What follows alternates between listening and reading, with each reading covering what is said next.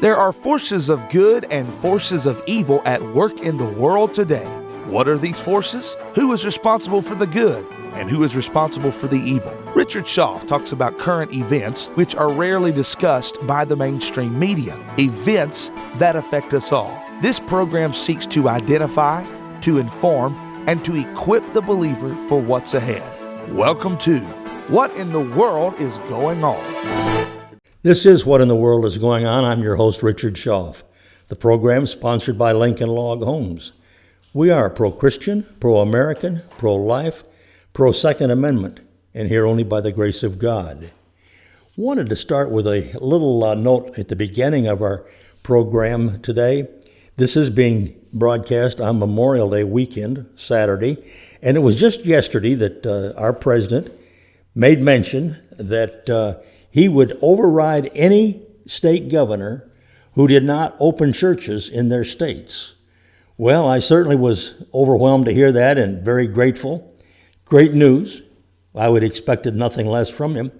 I'm not sure exactly how it'll happen. I'm not a constitutional attorney, not even an attorney. So I don't know. I know how the Supreme Court could rule on it, but I'm not sure what all he's going to have to overcome. But I know where his heart is. God blessing him, and I'm glad that he heard our voices. So something this week I want to share with you. It's titled, No Pandemic Exception to Our United States Constitution. Does the Wuhan virus, which arguably escaped from a Chinese lab, does that supersede the rights guaranteed to American citizens under the U.S. Constitution? Well, it seems the owner of a New York gym doesn't think so. Up there, he and his partner want to earn a living, and he pursued their American dream. And like most business owners and their customers, they're not stupid, and they're not suicidal, or they're not children. They're American citizens watching their unalienable rights to life, liberty, and the pursuit of happiness being ripped away by dime store Napoleons who see this pandemic as a chance to pursue the liberal, progressive dream of controlling every aspect of our lives. Atlas Gym in Belmar, New Jersey, reopened on a Monday morning in defiance of Governor Phil Murphy's coronavirus lockdown order. They said, and I quote, "We think so far that this has been a gross violation of constitutional rights." This, according to the gym co-owner, Ian Smith. He was doing an interview on Fox News hosted by Tucker Carlson. He said, and I'm quoting him here, "The 14th Amendment states that no state shall pass any law that infringes upon our rights as citizens, and we've been forced into our homes. Enough is enough," he declared. As some states, mostly red states, open up and people begin to regain their lives and their liberty, it's clear this toothpaste is out of the tube. American citizens are mad as hell and clearly aren't going to take it anymore.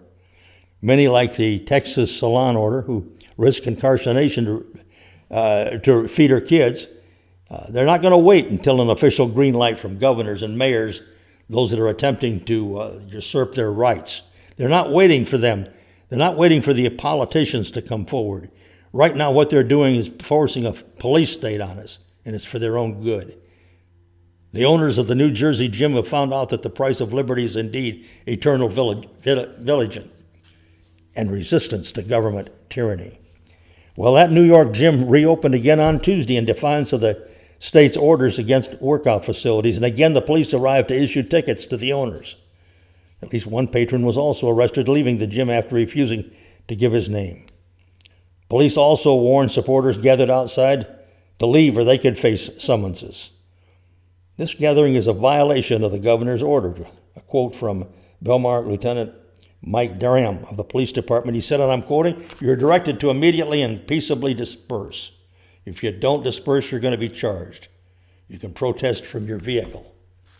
Well, they also have the frightening words of the Democrat governor of New Jersey, Phil Murphy. He said in a recent interview with Tucker Carlson on Fox News, where Carlson asked about the arrest of in Ocean City, New Jersey, just a bit ago, of 15 men who were congregating for a rabbi's funeral. That was at the Lakewood Synagogue back in April. The Bill of Rights, as you well know, protects Americans' rights, enshrines their right to practice their religion as they see fit, and to congregate together to assemble peacefully A quote from Tucker. He continued, and I'm still quoting, "By what authority, Governor, did you nullify the Bill of Rights in issuing this order? How do you have the power to do that?" "Well," the governor said, "Tucker, that's above my pay grade. I wasn't thinking of the Bill of Rights when we did this. We looked at all the data and the science, and it says people have to stay away from each other. That's the best thing we can do to break the back of the curve of this virus, the one that leads to lower hospitalization and ultimate fatalities." But Governor, the very Constitution you took an oath to protect and defend is above your pay grade? A quote, a question from Tucker. Pretty good, huh? Anyway, this is the attitude Americans are starting to rebel against. Elected officials such as Murphy are little dictators, little Napoleons, whose true colors are being revealed, coming out. Those that believe in data and science, but not the liberty and freedom of an American people who tamed the continent, split the atom, went to the moon, beat Nazism, fascism, and communism. Well, thankfully, some courts are beginning to wake up to these arbitrary and unconstitutional assaults on our liberties, these liberties that, as free Americans, unite us. In North Carolina, a district court judge a week ago actually wondered what happened to the concept of equal protection under the law. Democrat North Carolina Governor Roy Cooper's restrictions on indoor religious services show a distrust of those who are worshiping. This according to a ruling from the federal judge. U.S. District Judge James C. Deaver III temporarily blocked Cooper's restrictions on indoor services in a Saturday, May 16th ruling. This from the liberal News and Observer in Raleigh. Deaver said that Cooper's stay-at-home order presents a double standard by only allowing up to 10 people at a religious service while letting businesses accommodate up to 50 people at a time. The record of this admittedly early stage of the case reveals that the governor appears to trust citizens to perform non-religious activities indoors, such as shopping or working or selling merchandise, but does not trust them to do the same when they worship together indoors. And end quote from the judge's ruling. The judge did not mention that under Cooper's order, the Last Supper would be illegal. That would be an indoor gathering of more than 10 people. Freedom of religion is just one of our liberties under assault from authoritarians like Cooper. Business owners are being effectively deprived of their property without due process of law. You see, executive orders are not due process.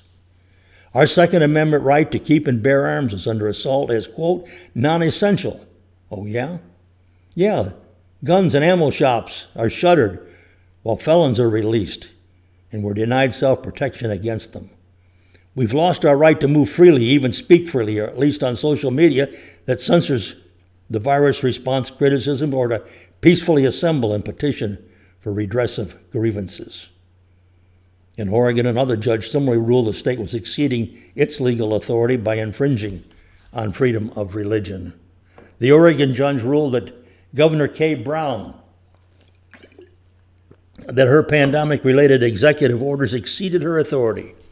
That case was filed by numerous churches and people of faith who were represented by the Pacific Justice Institute. The orders resulted in church, business, and school closing and required the citizens in Oregon to remain under virtual house arrest.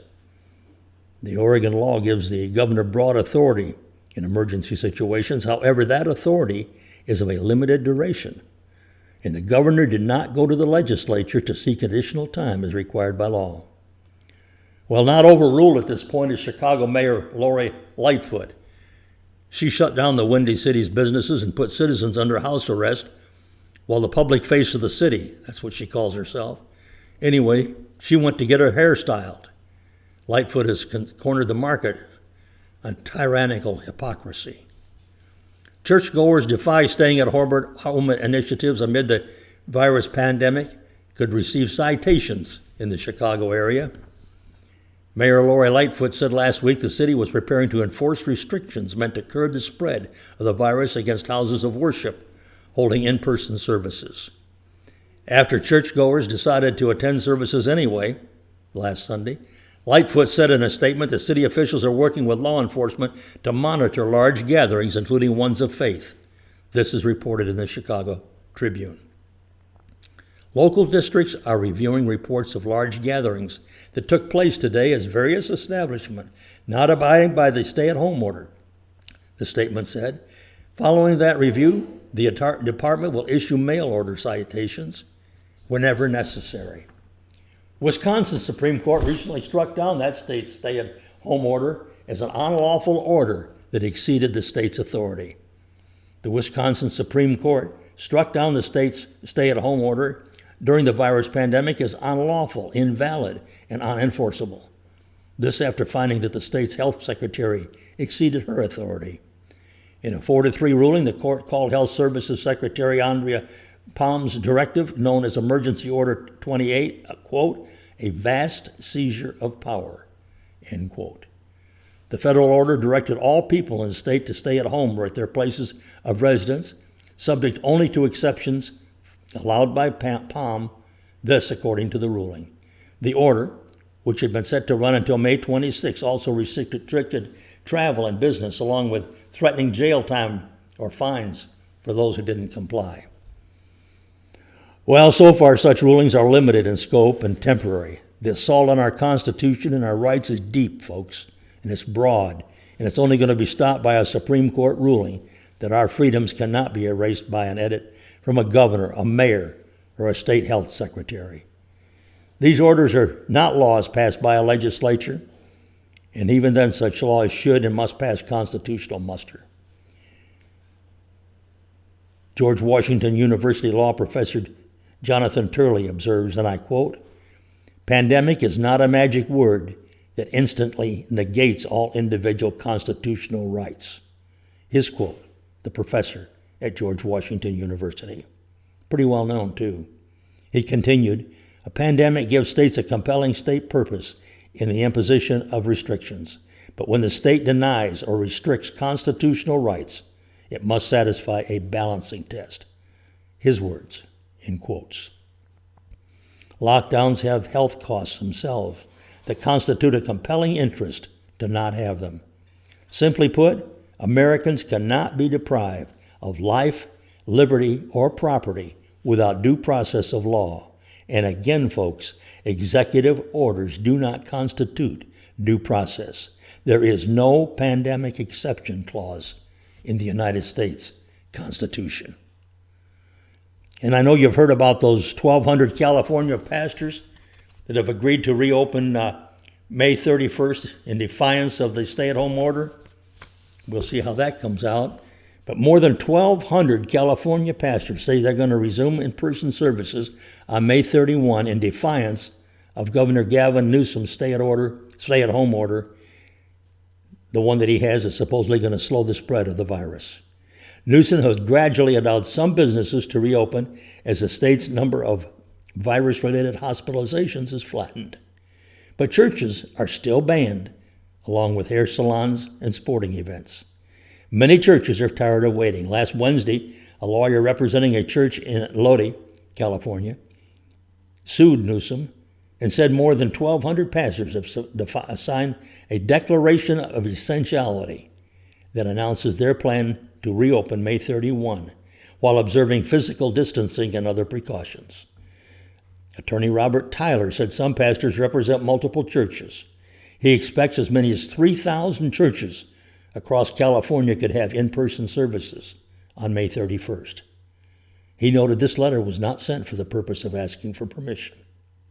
The letter comes one day after the head of the U.S. Justice Department's Civil Rights Division told Newsom in a letter that his stay-at-home order discriminates against churches and places an unfair burden on them. We got more of that later this morning, folks. Anyway, representatives from Newsom's office and the California Department of Public Health didn't respond or favor anyone with a comment. California has more than 85,700 virus cases and more than 3,500 deaths. That according to data compiled by Johns Hopkins University. The number of people infected is likely higher because of a lack of testing. California was the first state to issue mandatory stay-at-home orders to slow the spread of the virus. Nearly all of the state's churches complied with the order, with most holding services online for people to worship in their homes. But you see, there was at least one problem with that. A Jewish temple in Wake Lake Village, Rabbi Michael Barclay had been streaming his services. But he says some of his congregants are Orthodox Jews. And you see, Orthodox Jews cannot rightfully use electricity on their Sabbath. It's been extremely difficult to stay in contact with people, the rabbi noted, especially to deal with the people and their psychological, emotional, and spiritual needs. He signed the letter and he plans to resume service May 31st. He said, and I'm quoting, "It really has hurt the psyche and the spirit of the people," end quote. Barclay said his 300-seat sanctuary has enough room for about 40 families to practice physical distancing without a problem. The Cross Culture Christian Center in Lodi was one of the few churches that tried to keep meeting despite the stay-at-home order. Well, a local police entered the church during a service in March to tell them they were violating the governor's order. The church's landlord later changed the locks, and police threatened to cite anyone who entered the property. The church sued. A federal judge earlier this month sided with Newsom, saying he had the right to ban church services in the interest of public health. Tyler said the church has appealed that ruling. Earlier this month, a federal judge in Kentucky ruled, and he overturned their Democrat governor, Governor Andy Beshear. They overturned his temporary ban on religious services, as they did in North Carolina. This Kentucky judge said he did not give a compelling reason to limit the people's right to freely practice religion, and overturned the governor. Good for him.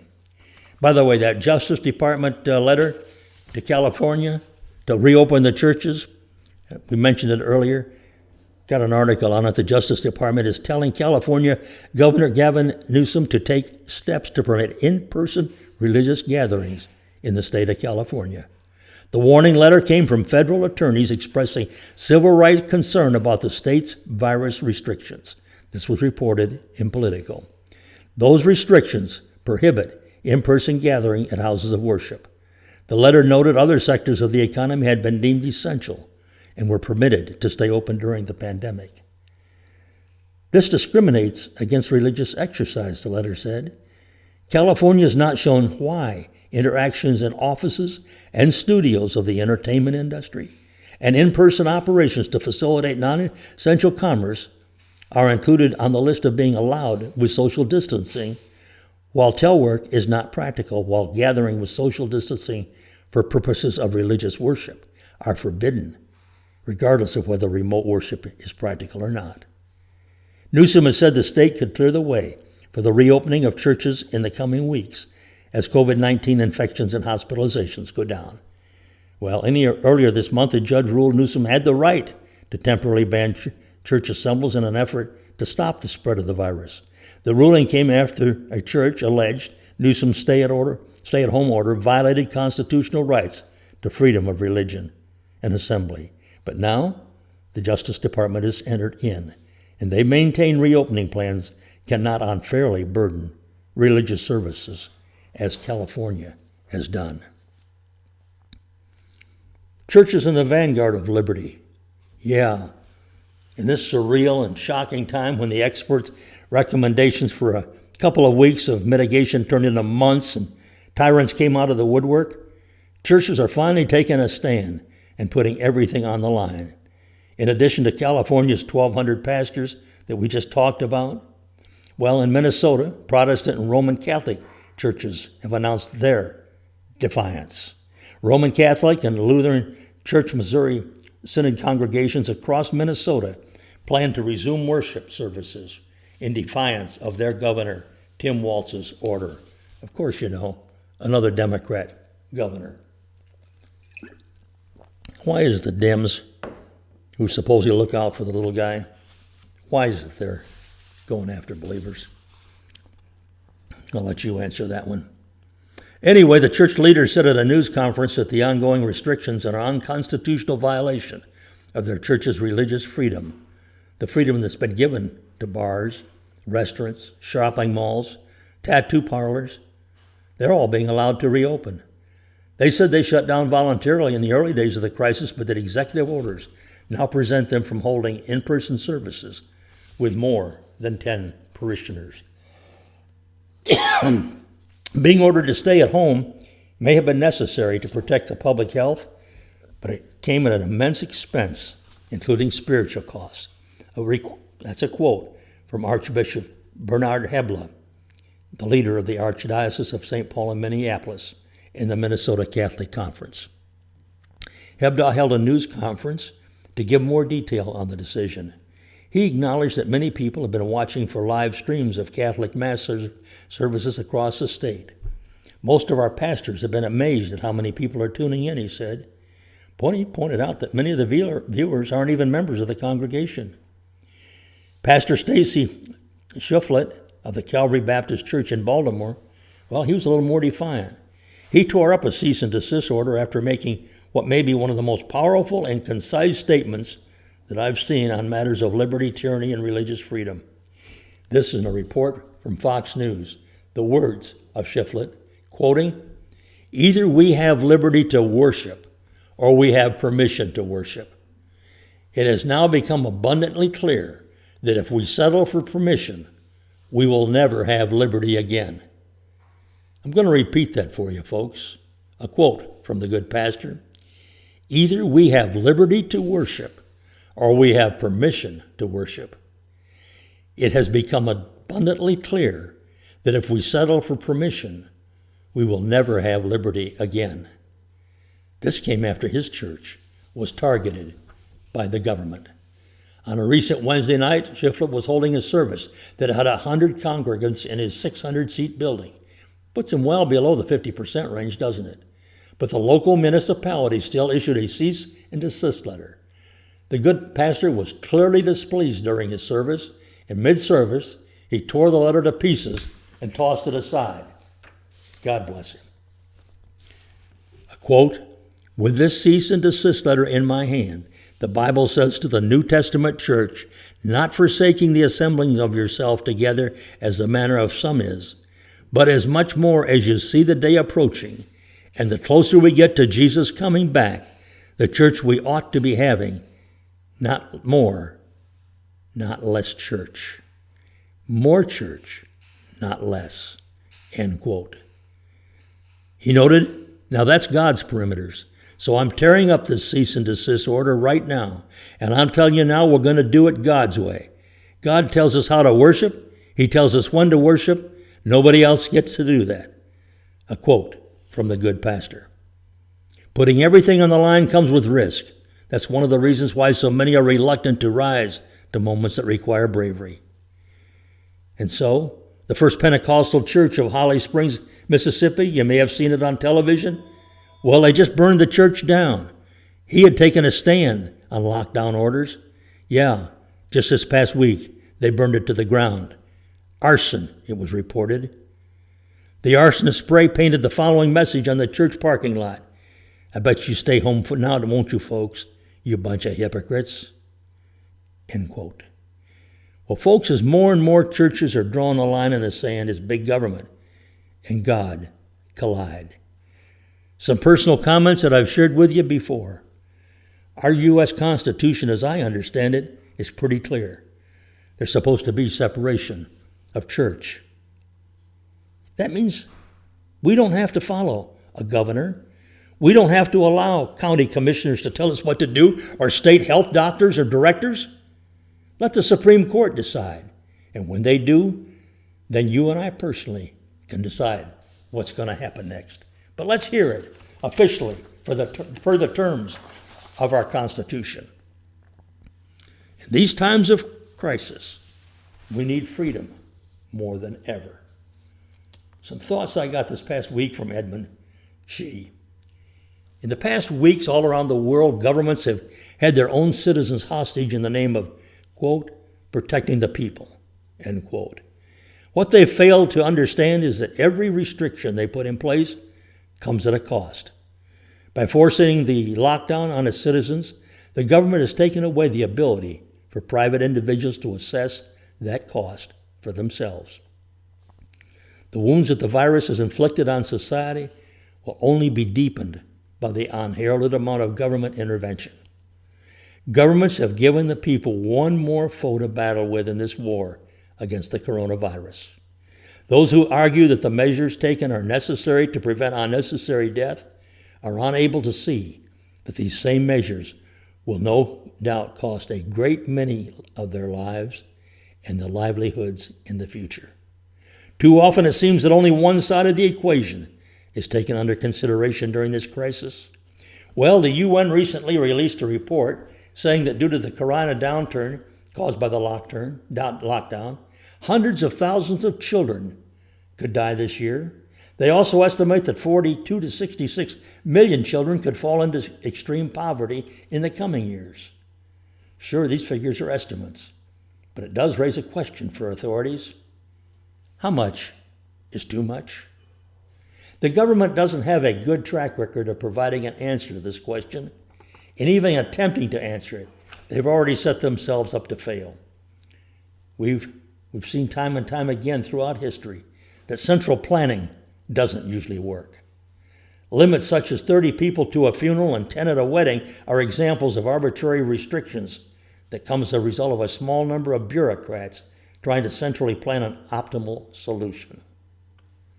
A government attempting to organize society in this way is no different than the government of the Soviet Union's command when they were in their economy were trying to figure out how many potatoes to produce for the year.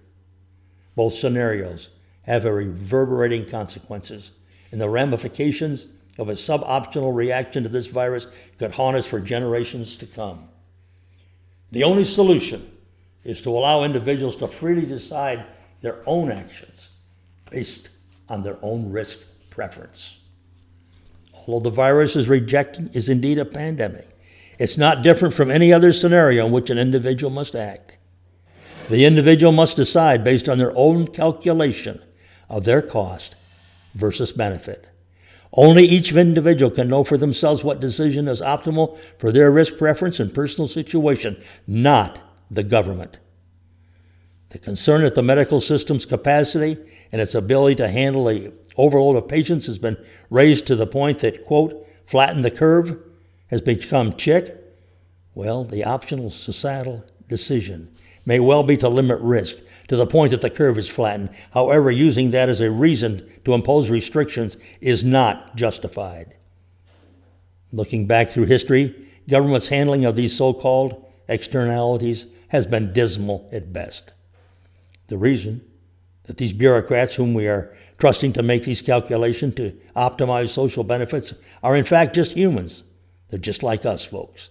They're also subject to bias, influence, and human error.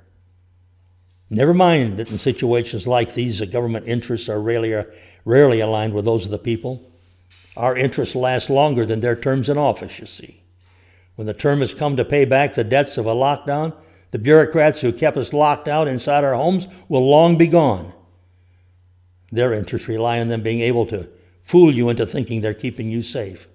This will involve their use of Orwellian language in an emotional charged country in the spirit of, quote, never letting a good crisis go to waste. They'll claim how many lives they've saved in the short term without any consideration of any long-term harm done by the lockdown.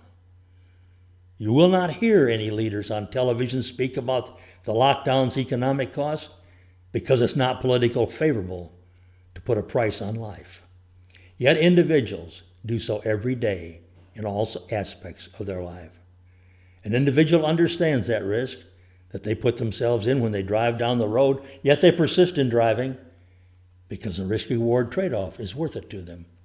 It's this freedom of choice that's got to be protected, especially, folks, in times like these. This virus will undoubtedly have negative effects on the welfare of people, and so taking away the freedom of choice further paralyzes an already crippled society. It seems reckless to hand out our fate, to hand it over to the government and trust them to calculate how many people can attend a boot camp, or tell us which 4 reasons are worth risking exposure for. With the new information released by the UN, it's obvious that governments around the world are incapable of evaluating trade-offs in society's best interest. As tempting as it may be to believe that the government is protecting us with a lockdown, They're harming society more than they're helping it, just as they do with all their other forced regulations. At a time when a misstep by the government is costlier than ever, maintaining your individual freedom, good listener, is paramount. And by the way, just wanted to bring this to you. This just came out to me. J.P. Morgan, the big brokers, well, they just did a study that shows that the infection rates are down, not up in states where the lockdowns have ended. Came to me from Han Shannity's staff. A bombshell new report from J.P. Morgan shows the infection rate of the virus has actually decreased, not increased, in states that have ended their lockdown. Kind of debunks the media's narrative against the president's plan to reopen America, doesn't it, folks? J.P. Morgan has a devastating piece arguing that infection rates have declined. I'm quoting him now, not increased, where states have lockdowns have ended, even after allowing for an appropriate measurement lag. This, according to an anchor on liberal CNBC. In the absence of conclusive data, these lockdowns were justified initially. Millions of lives were being destroyed with little consideration that lockdowns might only cause economic devastation, but potentially more deaths than COVID-19 itself, noted the report. Well, folks, just a word from our sponsor at the conclusion of our program. Yes, you can buy at wholesale costs. You can buy at dealer cost. You can buy factory direct from Lincoln Log Homes. We're going to give you special pricing. Call us at 800-848-3310 and get a personal quote on the Lincoln Log kit of your choice. No cost, no obligation, ever, for a quote from Lincoln Log Homes. Call or contact me 28/7. If I'm not there, leave a message. I'm CEO of the company, and I'll personally call you back. I'll give you the cost on the kit. I can also put you in touch with a builder who can build any place in all 50 states on all of our orders. Deal with the CEO, Richard Schaff. Lincoln Logs has been in business since 1974, and we're members of the Charlotte, North Carolina Better Business Bureau. By the way, we'll give you a 3-year lock-in guarantee on any discounted pricing that we offer you. Goodbye until a future broadcast. Stay well, stay strong, and let's always work to make America great again.